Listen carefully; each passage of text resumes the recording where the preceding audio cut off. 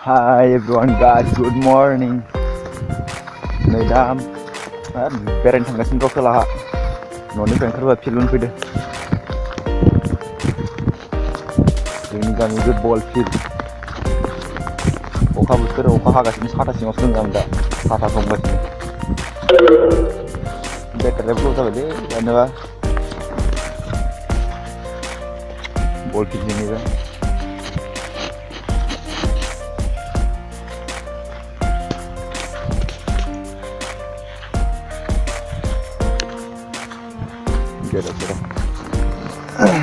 अखा बोथोर सोरबा बेरायदो आंसो बेरायदो खोमा दां रावबो बेरायाखै अखा बोथोरखाय हाब्रु नांजानो गिनानै मालायफ्रा गोदान गोदान गानना बेराया आरो बेरायबाय गोजाम जामनि दा आबथारा बल फिल्डनि गलकिपारनिफ्राय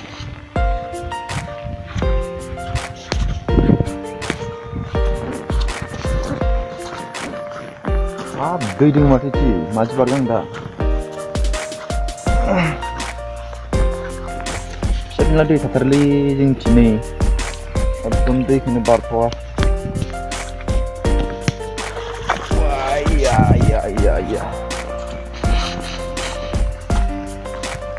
लोगोफोर लकडाउननि बोरै दं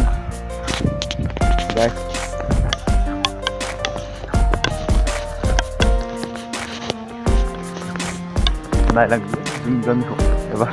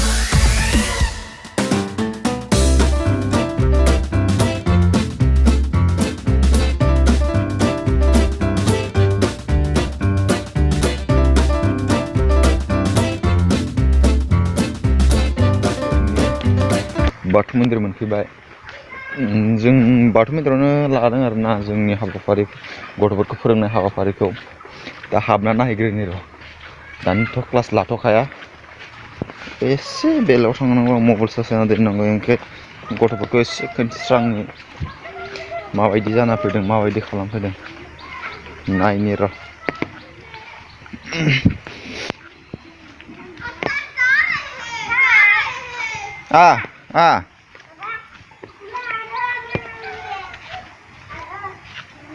मा सोर मा खालामदों हा माखौ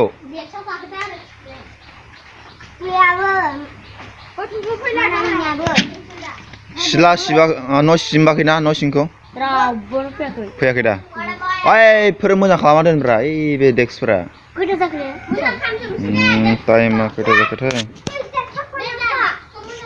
8टा जाबाय 8टा मानसिफोर फैयाखै र' मानसि सासे मास्टारा फैबावदों हाबाय थ'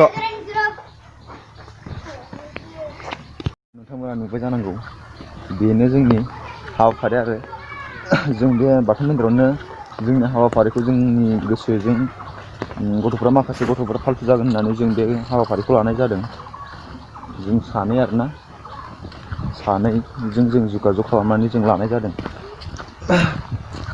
दा लकडाउन सम ना स्कुलबो खुलियाखै बिनि थाखायनो बे बाथौ मन्दिरावनो जों माखासे गथ'फोरखौ फ्रियावनो फोरोंदों आरो नोंथांमोना मोजां मोनदोंना गाज्रि मोनदों बेखौ जों मिथिला जों बे हाबाफारिखौ जों लादों जों थांखियाव जाफुंनो सानदों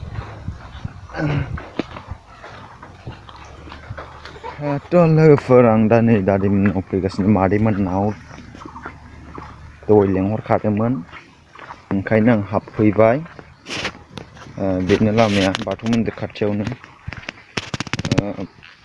गामि बेलस्रि एरिया बेलस्रि गामि जिख्रिबारि मेलबो दङ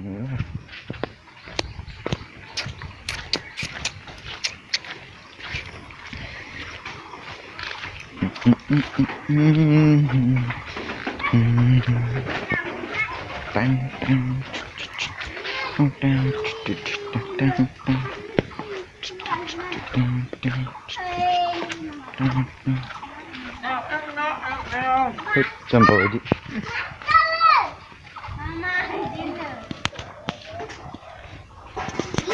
To guys, मोनफैबाय आं नै जोंहा दादैमोननिसिम चिलथा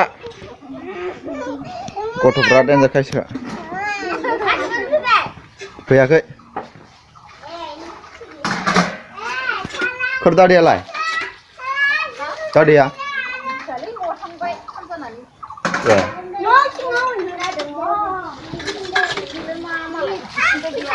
ha